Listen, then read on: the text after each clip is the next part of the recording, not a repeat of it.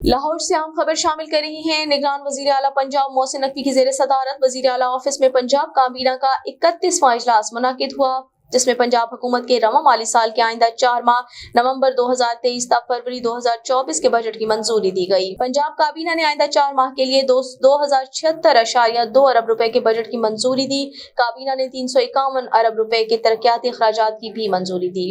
اجلاس میں صوبے کے عوام کو ریلیف دینے کے لیے 50 ارب روپے مختص کرنے کی منظوری دی گئی۔ کابینہ نے صحت کے شعبے میں 208 ارب روپے اور تعلیم کے شعبے میں 222 ارب روپے مختص کرنے کی منظوری دی، جبکہ زرعی شعبے کی ترقی کے لیے 10 ارب روپے مختص کیے جائیں گے۔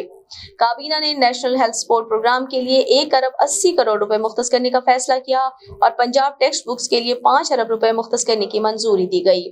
اجلاس میں موسمیاتی تبدیلیوں کی چیلنجز سے نمٹنے کے لیے 7 ارب 30 کروڑ روپے مختص کرنے کی منظوری دی گئی۔ سیکریٹری خزانہ نے آئندہ 4 ماہ کے بجٹ کے اہم خدوخال کے بارے میں بریفنگ دی اور پنجاب حکومت کی مالیاتی پوزیشن اور سرپلس وسائل کے بارے میں کابینہ ممبران کو آگاہ کیا۔ سیکریٹری خزانہ نے بریفنگ میں بتایا، پنجاب حکومت مالیاتی طور پر مضبوط اور مستحکم ہے اور پنجاب حکومت کا بجٹ خسارے میں نہیں بلکہ سرپلس ہے۔ پنجاب کابینہ نے ورکرز کی کم از کم اجرت 32,000 روپے کا اطلاق 1 جولائی 2023 سے کرنے کی منظوری دی۔ اجلاس میں انسداد اسموگ کے اقدامات کا جائزہ لیا گیا اور پنجاب بھر خصوصاً شیخوپورہ، ساہیوال، گوجرانوالہ، حافظ آباد، لاہور اور قصور میں انسداد اسموگ اقدامات پر سختی سے عمل درآمد کرانے کا فیصلہ کیا گیا۔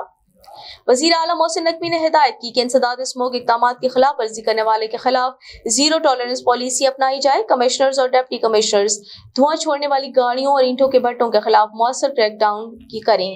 تعمیراتی منصوبوں اور زیر تعمیر عمارتوں کے باہر باقاعدگی سے پانی کا چھڑکاؤ کیا جائے۔ فصلوں کی باقیات جلانے پر پابندی کے قانون سے سختی سے عمل درآمد کرایا جائے۔